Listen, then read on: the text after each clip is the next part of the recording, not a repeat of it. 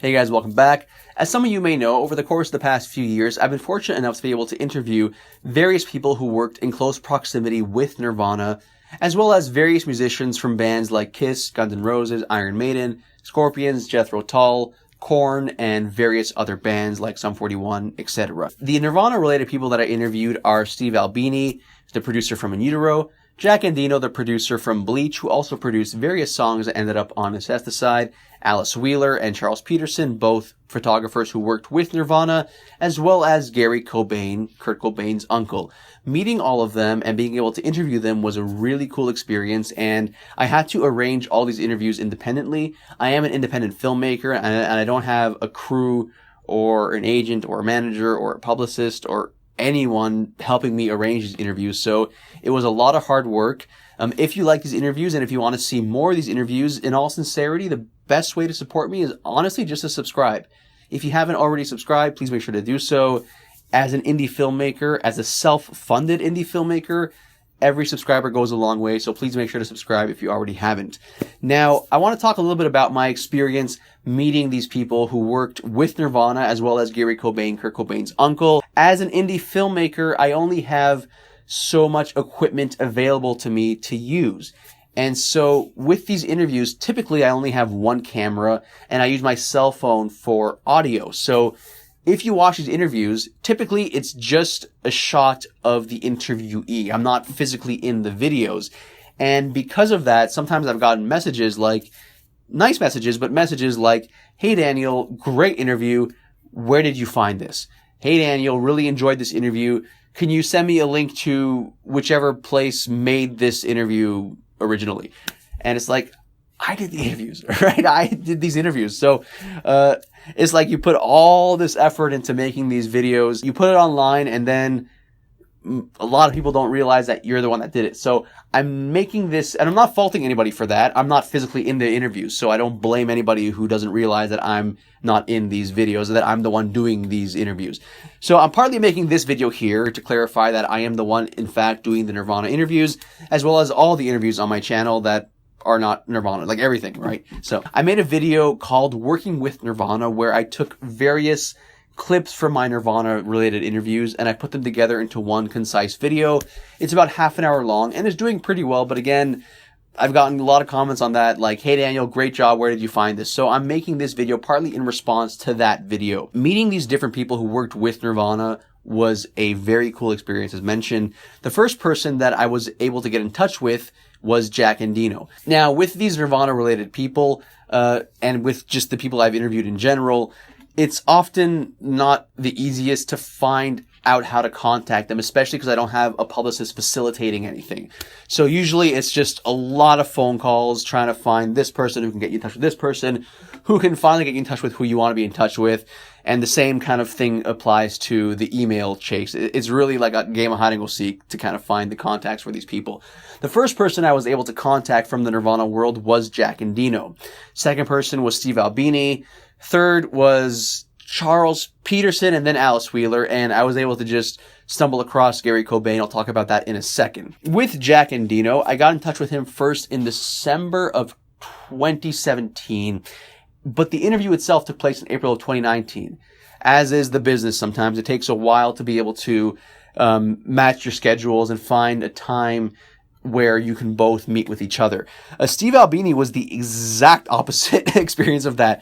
I got in touch with him, and I think like 2 days later, I was in Chicago doing an interview with him. That was a really quick turnaround. And that was actually a really cool experience too, for various reasons. When I got to Chicago, I met him at his recording studio in Chicago.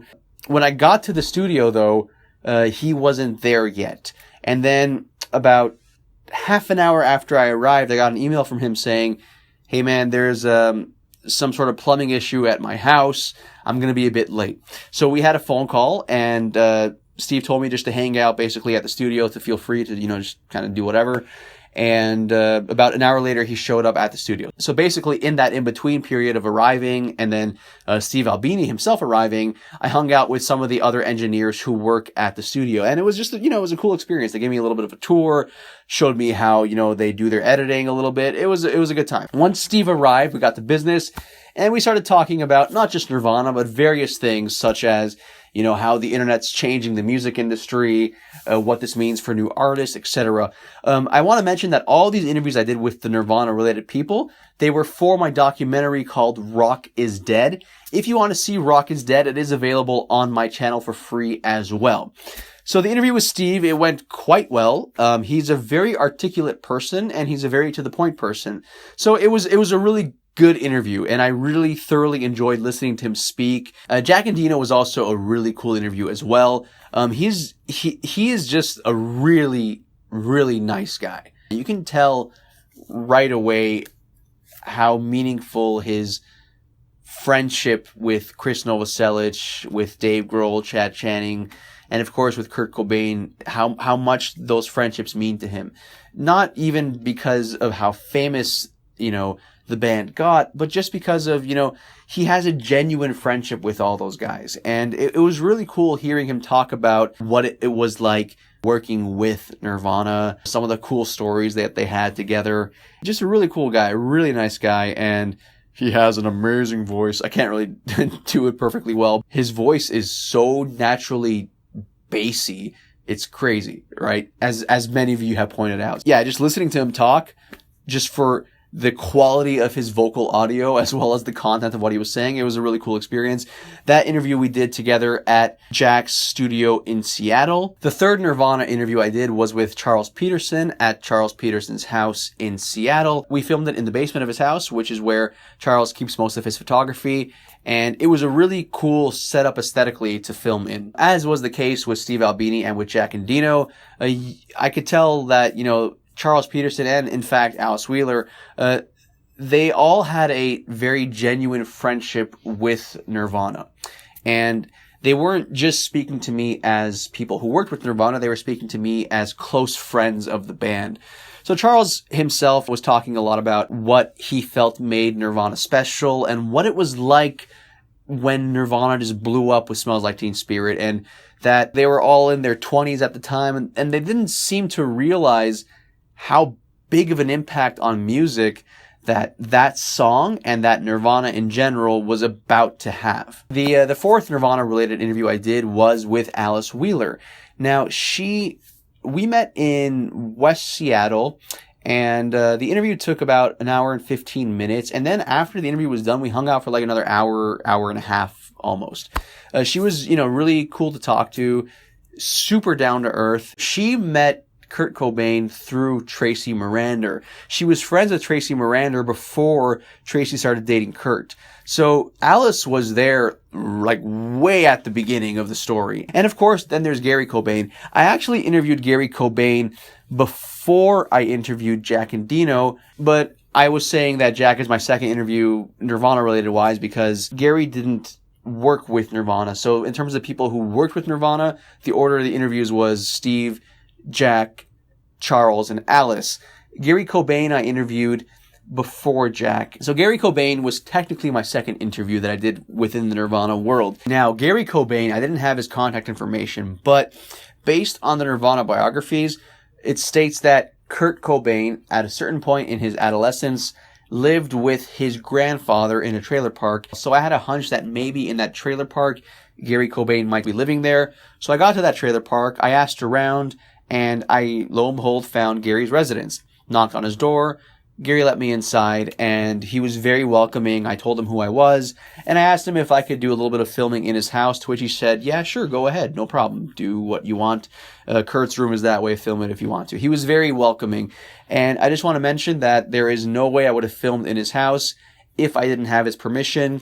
I think, especially with, people who are related to Kurt, I think it's definitely important to ask their consent if you can actually film, their whereabouts, so to speak. You should really ask consent of anybody to film their whereabouts, but that's a different topic. So there is a video on my channel where I do visit various houses Kurt Cobain lived at. A couple of them at various points in time have actually been listed as Airbnb houses, believe it or not. 2 of those houses are also vacant. The house in the Hollywood Hills and the house in Aberdeen, the famous one that Kurt used to live in for most of his childhood. I just want to mention that if you do want to visit those houses, just please remember to be respectful. Don't try to force your way inside or trespass or anything like that. Even with the houses that are vacant, it's still a property, so make sure to be respectful of the location. Now, when it comes to Nirvana in general, take one look at my channel and, you'll see that I am a Nirvana fan. And, when it comes to Kurt Cobain, one of the reasons that I like Kurt Cobain is because he was authentic and because he was an imperfect person. There's no such thing as a human being without error. There's no such thing as someone who doesn't make mistakes. And that's okay. That's okay. Some of the greatest inventions in the world have been made by mistake. Like, you know what I mean? Like, making mistakes is a part of the human condition. And unfortunately, I feel like there are more celebrities than ever today who like to portray themselves as though they are 100% perfect. And I get it that sometimes that's just part of a show and that's part of someone's public image, but there are people who I've met a few people who genuinely think that they are like these deities, right? Which is ridiculous to think that. I get that there are certain luxuries that, celebrities can afford and that they're given certain, passes on certain things that most people don't have. But at the end of the day, a human being is a human being. And that's one of the reasons that I like Kurt, is because I don't think he ever lost sight of the fact that he's human. Now, I just want to mention, by the way, that there are things about Kurt that I don't admire. There are things about Kurt that, to be totally honest with you, I don't like. But that's okay, because in my opinion, it's very easy to respect someone that is almost identical to who you are. Whereas to me, to be able to respect someone that you have certain disagreements with and that you don't agree with all their views on, to me, that's a much deeper level of respect. Even with my best friends, there are things my best friends believe and there are perspectives they have on certain things that I totally disagree with, right? But that's okay. I feel like we live in a world now where it's like, if you don't think exactly the way I do, and if you don't have the exact same opinions about everything that I do, then you're a terrible person. You're terrible. But that's not how the real world works, right? Like, there are people from all different perspectives, and to be able to respect someone with whom you have disagreements is, to me, that is a genuine level of respect. I'm just mentioning this because I find that a lot of people who like Nirvana try to become exactly like Kurt, and even Kurt himself has said that trying to be someone else is a waste of who you are. Nothing wrong with, really admiring someone and trying to incorporate certain elements of those people into who you are. But to try to completely change yourself to be exactly like your favorite celebrity, to me, it really is a waste of who you are. Be unique to who you are as an individual. Be unique to who yourself is. Now, again, I just want to say thank you for watching up to this point. If you haven't already, please make sure to subscribe. It really does help this channel grow and develop. And I want to now show you guys that video that I made called Working with Nirvana. It is available on my channel, but for convenience sake, I'm just going to put it right here at the end of this video. So if you guys like this video, if you guys like what you've seen so far, and if you guys want to see more, again, the best way to help me is simply to subscribe. Thank you guys for watching. Here is my video, Working with Nirvana. Is there one thing about Kurt that he would want the world to know about himself that hasn't really been talked about yet? It's hard for me to say what he would want, but because I can't really speak for him at all. But what I would say, just having been his friend and having been in that scene, is I would think that he would be kind of embarrassed about all the sort of deification that's happened to him. Because I think he just felt like a human, like a kind, hardworking, passionate human. And that I think that he was just trying to, make friends and get his feelings out and meet people and express them and go back and forth. And you know, when creativity really gets going, it's not just you, it's like a whole bunch of people around together. And see, for me, just having been friends with him and stuff, I can never see him as the world's most famous person, like sometimes, or like as some giant rock star. Well, I mean, I know that he's that, you know, but when I see it on TV and they're talking in a way that's talking about him like he's a god or something, it drives me crazy, because I'm like, no, he was a human. He had problems, he had flaws, he had sensitivities, he was wonderful, he was creative, he was dynamic. Nirvana were huge. You know, they were a worldwide phenomenon. I mean, I was just on vacation actually in California, and we saw quite a few Nirvana t-shirts. Still, you know, and it's, what is it, 2019? Yeah, right around Christmas of 88, between, you know, that little period between Christmas 88 and January 89 was when we were working on the Bleach record. There was a session, I think, in June of 88 where we did the Love Buzz single and a couple of other songs. And most of that stuff got re-recorded for Bleach. I know you guys did the whole thing in about 30 hours, the whole Bleach record. Yeah, give or take. How was the session? They were really prepared. You know, we were recording on 8-track, so you don't have a lot of opportunity to overproduce things. You know, it's got to sound good. It's got to be played good right off the bat, because, you know, you've got like 3 drum tracks and a couple of guitar tracks and a bass track and a vocal track. And that's it. That's what you got. So it needs to be as good as it can be, because you can't rely on, you know, overdubbing and studio trickery to make it sound big. And they were a band that had a good sound at the time. They simply sounded good, and they were good at playing their songs, and they were prepared. And Kurt was a good singer. There was no downside. I mean, all I had to do was, you know, make sure that the sounds I got were good sounds, and then press record and get out of the way. That's what it's like recording a good band. I was the one that gave their tape to Sub Pop because I thought they were so good. I wanted people to listen to it. You know, I was a big fan right from the moment they walked in the studio the first day.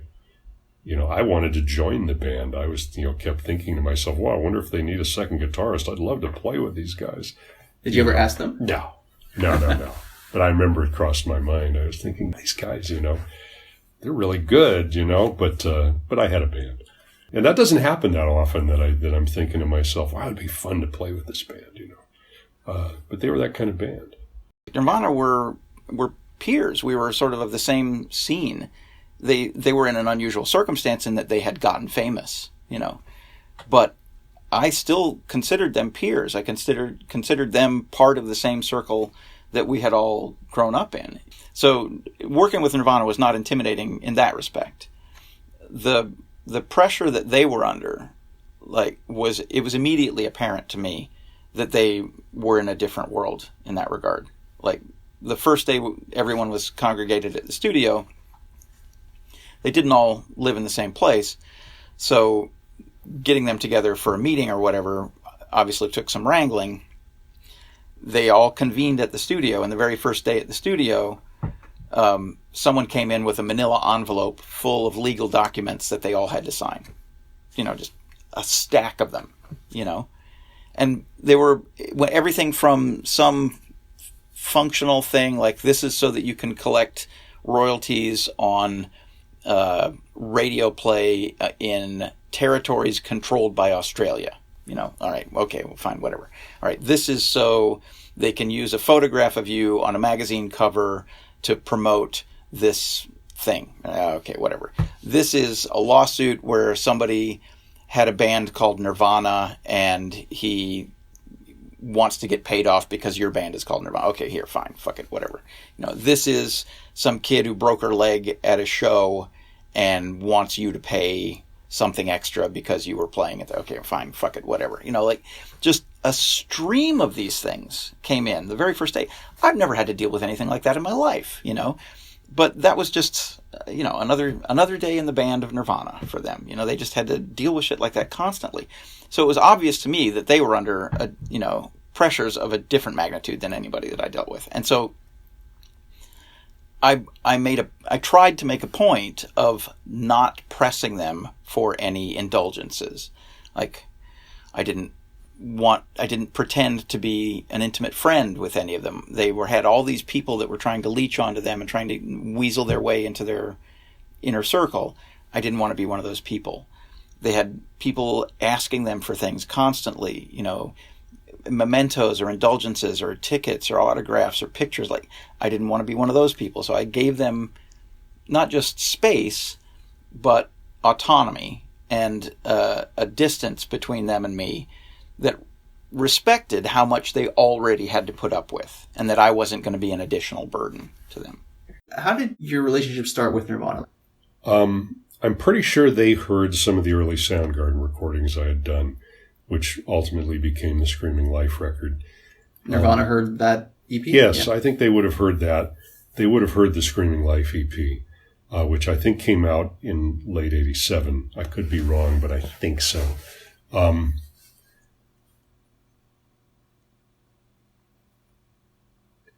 They called me in 1988, January 1988, and Kurt called, and he just wanted to come up and record a few songs, make a demo basically, and they didn't have a band name. And Dale Crover was playing drums with him at the time, just as a fill-in drummer. They didn't have a permanent drummer. And of course, Dale knew me. I'd known the Melvins for quite a while. Skinyard had played with them a few times.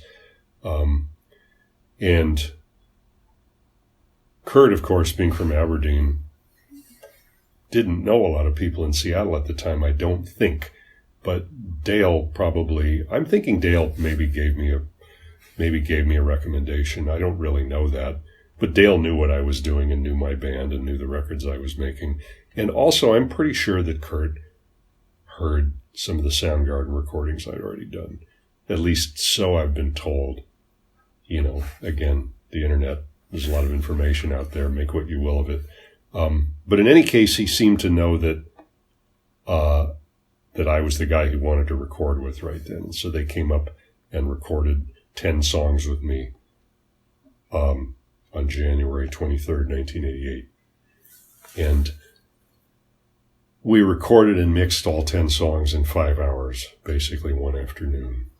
And some of those songs in that actual form, and I mean, I spent about an hour per song. No, 15 minutes per song mixing those songs, because I think we mixed the 10 songs in, just over 2 hours. Those mixes are the ones that ended up on Incesticide. Really? Yeah, which always made me think, gee, maybe if if somebody gave me a chance to, spend an extra 10 minutes, 2 or 3 hours, maybe those mixes would be even better than they are. But they're not bad mixes; they're all right.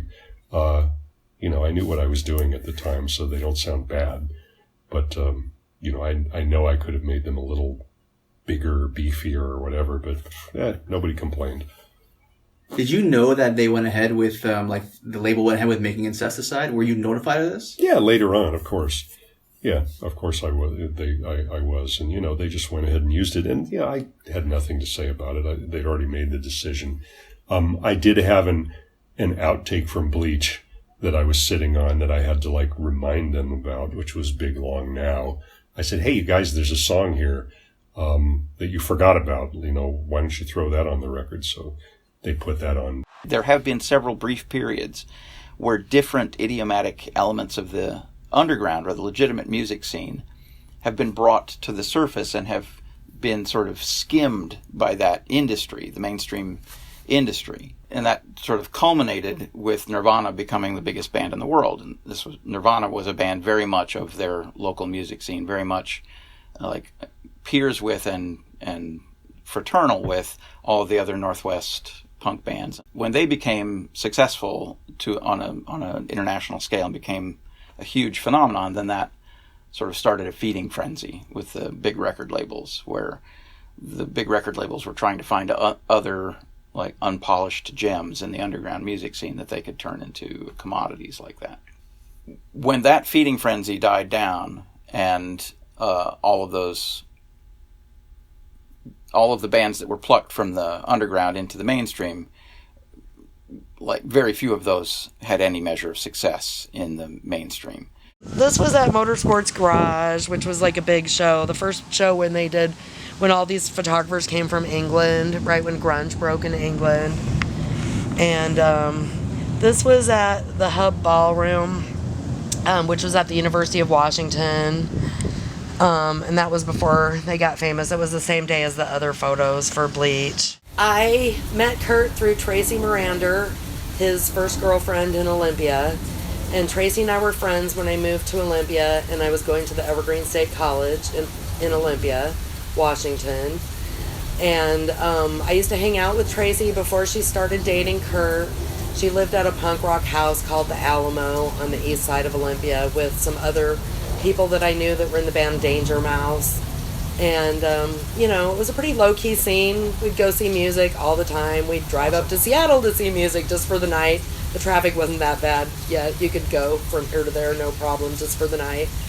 And Tracy was from Tacoma, so we'd go to Tacoma a lot. And at that time, Tracy had started dating Kurt. He was from Aberdeen, so I heard about him through her. But I never met him because, Aberdeen is the opposite way from Seattle. And none of us had a lot of money or gas to go anywhere. Tracy worked at night at the Boeing cafeteria, and so she would drive to Aberdeen a lot and hang out with him. And then eventually I met him, and my friend Bruce Pavitt started Sub Pop Records. He also had gone to Evergreen State College, I think a couple years before I did. And when I was in college there, we had a student club called Gesco. And it was, we got a lot of greeners, like, they call them greeners, the people Evergreen? that went to Evergreen. Yeah, greeners. Bruce Pavitt used to come down and DJ, and so we'd all dance. And I think it was before Nirvana got formed. It was right around the time Nirvana got formed. The Melvins used to be our house band there. Really? So, yeah, Kurt was, good buddies with those guys because they were from Montesano, the town over from Aberdeen, and so everybody knew each other. So about the time I moved back to Seattle and I started doing photography, trying to do photography professionally after I got out of college, the first person that hired me was Bruce Pavitt from Sub Pop Records to do the original Nirvana single Big Cheese, and it was for their singles club, though I think they only released 1,000 copies of each one. And so the first time I actually met Kurt was Chris Novoselic and Tracy and Bruce Pavitt came by my apartment in Belltown and picked me up. And Kurt was there, and Chad Channing was the drummer, and he lived on Bainbridge Island.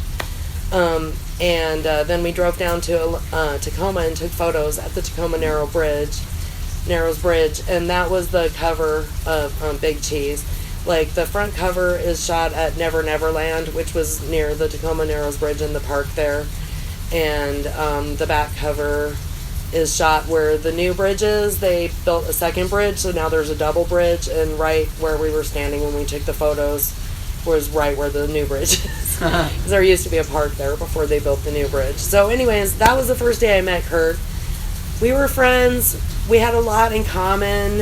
He was pretty sensitive. I was sensitive guys. He was my friend's boyfriend. So I was never interested in him in anything but just being friends.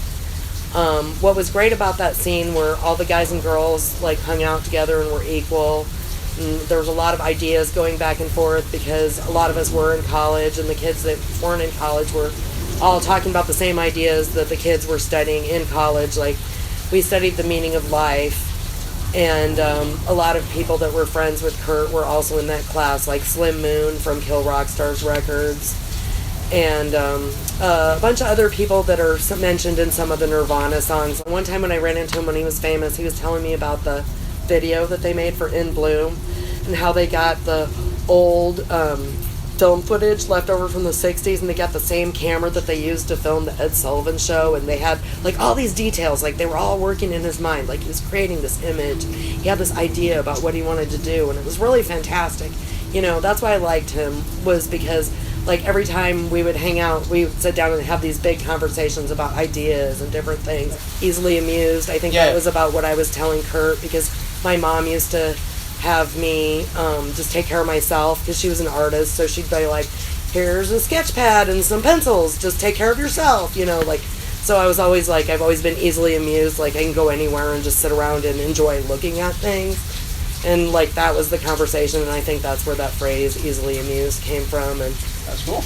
So it's taken me years to sort of remember and figure that out, but I think all the Nirvana songs are like that. There's like little pieces about like different things that happen, and so a lot of them are about, like, they're all from his journals that were written when he lived in Olympia and he was in the middle of that creative milieu. The beauty of what happened in the Northwest was we were isolated. So, if everyone would have been trying to get a record label in Los Angeles when they were first starting out, maybe they would have been more homogenous. But here, everybody got to do their own thing because it was a punk rock standard. So we were basing all our stuff off of, like, punk rock from, like, 10 years before, like in the 70s. Like what was going on in England, what was going on in New York, what was going on in LA, and so there were always influences in Seattle because of that. I think that Nirvana connected to me on a real emotional level.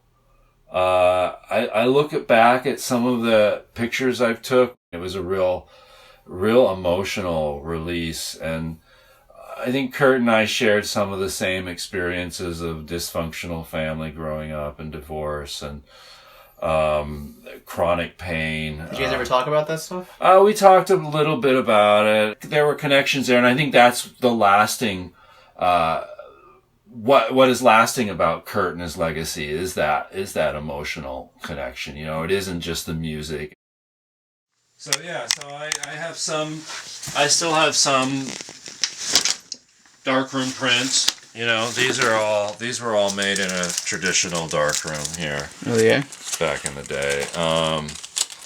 But now it's primarily digital prints.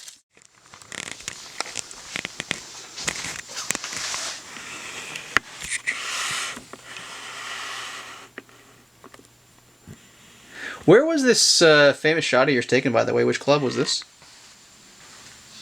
This was at the University of Washington Hub Ballroom, which is on campus at the UW. And this was a Nirvana gig? Yeah, this was Nirvana and... Turn this off. Floyd, I think. There's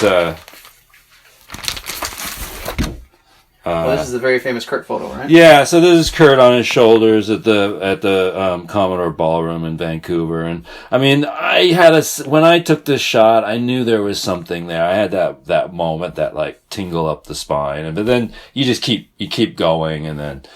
But when I went to develop the film, I went straight. I knew that there was something there. So he did a somersault essentially. What did he think of the photo? Well, they liked it enough. They put it on the back of the Smells Like Teen Spirit single. So really, yeah.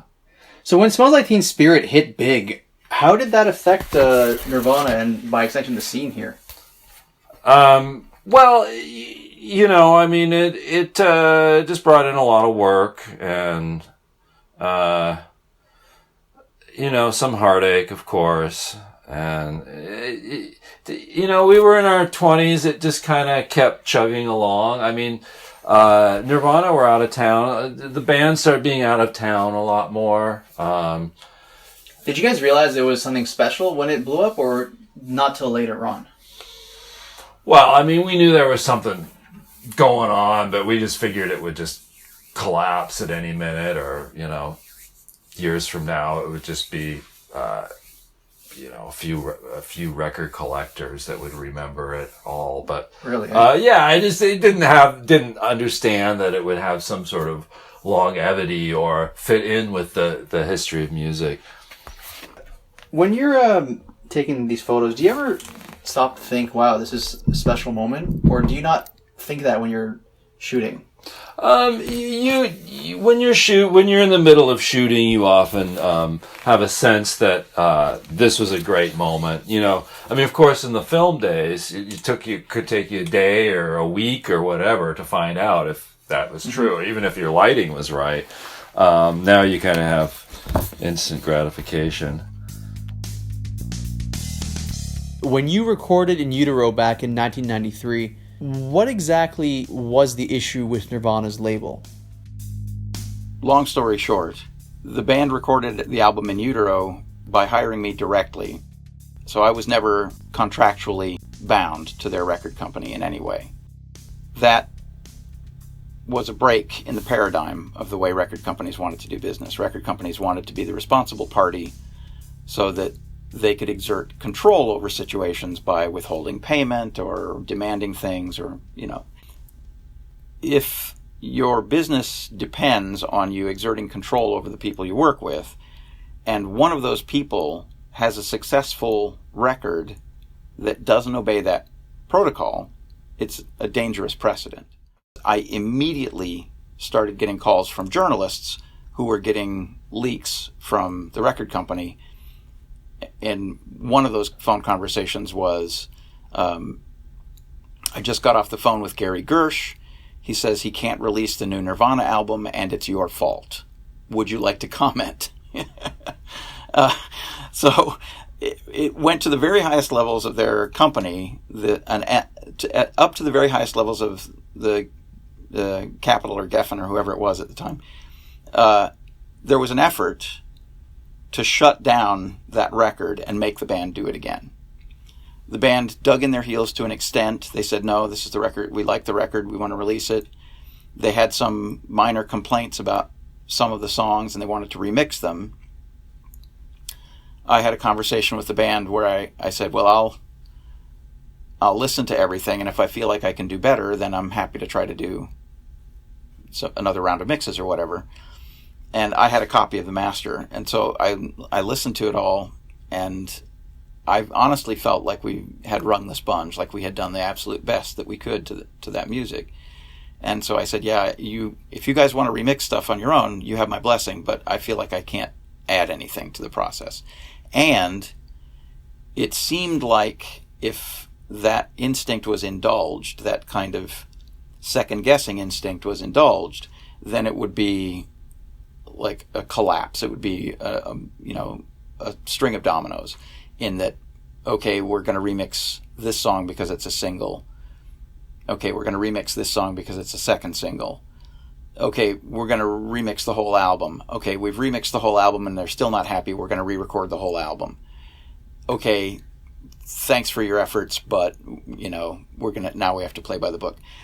So I felt like if I participated in that process, that it would cascade into a capitulation. And so I said, look, if you guys want to remix stuff on your own, you have my blessing. It's not my record, it's your record. And in the end, they did. They re-recorded some of the vocals backing vocals on one song, and they remixed a couple of songs. And the album that was released, ultimately, was the recordings that we did, that is, the band and I did. The bulk of the record were the original mixes that they did that were originally rejected. There were 2 or 3 songs, I forget, that were remixed and subsequently released as singles and included on the album. But the main thrust of that description is that the record that ended up in the stores is the record the band wanted people to hear. There was a slight difference between that record and the record that they ended up with at the end of the sessions, but that was their decision, and they decided that they wanted to release that album in that way. It's their record. They get to do that.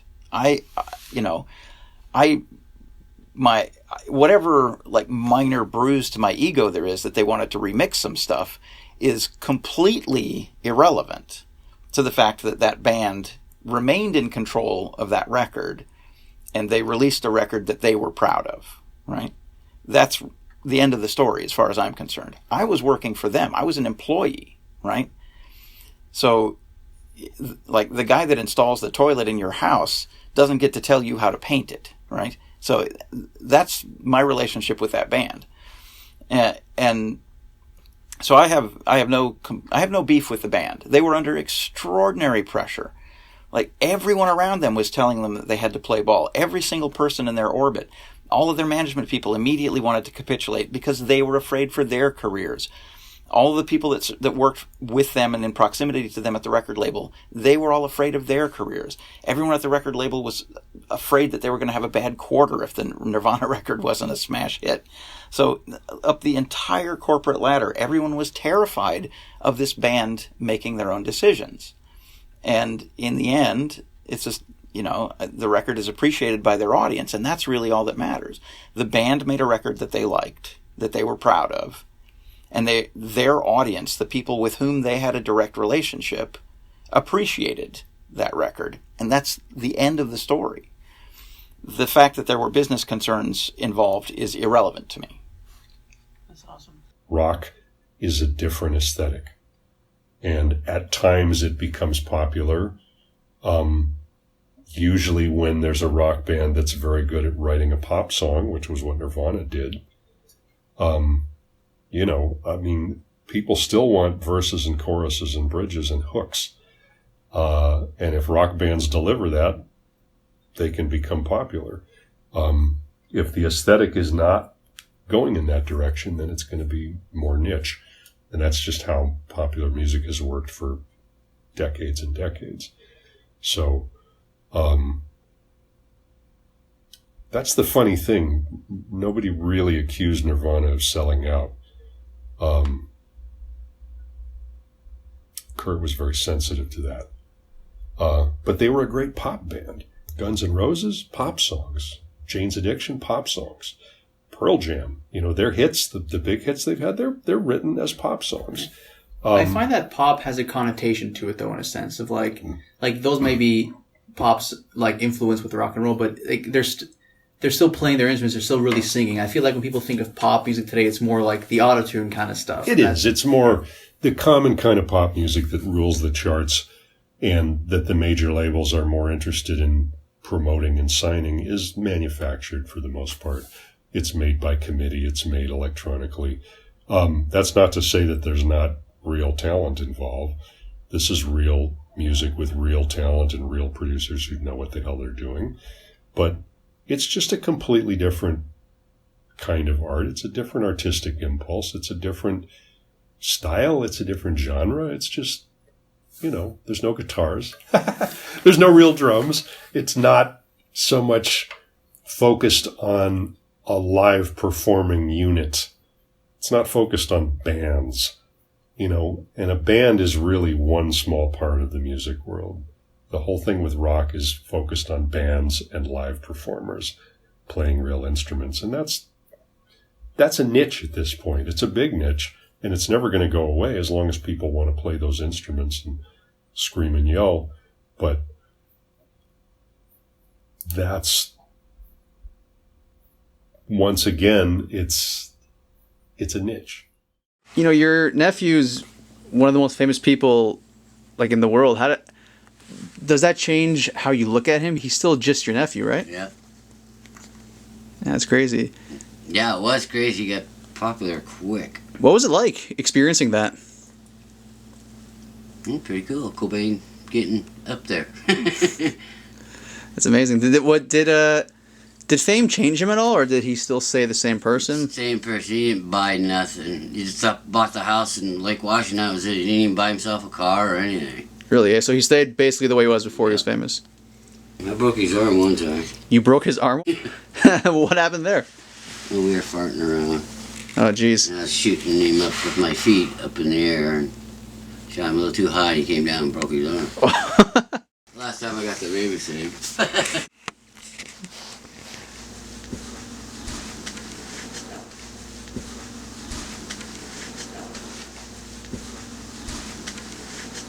Well, that's Kimmy. Sister, yeah. That's cool. Yeah. What's the little one of that? Oh, right there. That's Kurt and the baby and Courtney.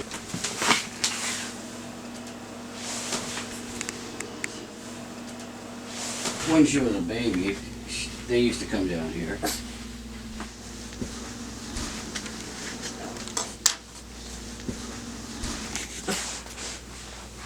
And that's Leland?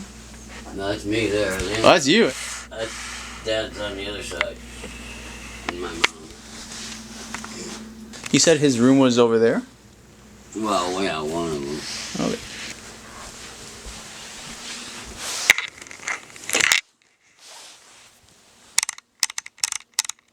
Wow.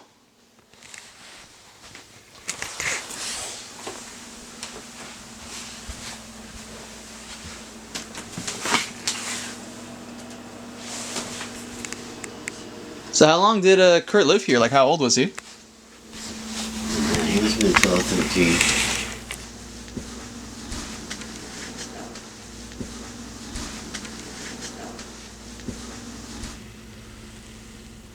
Got a whole bunch of stuff on it. It's okay. Hey, thanks for watching. My name is Daniel Sarkissian. I'm an independent filmmaker from Toronto.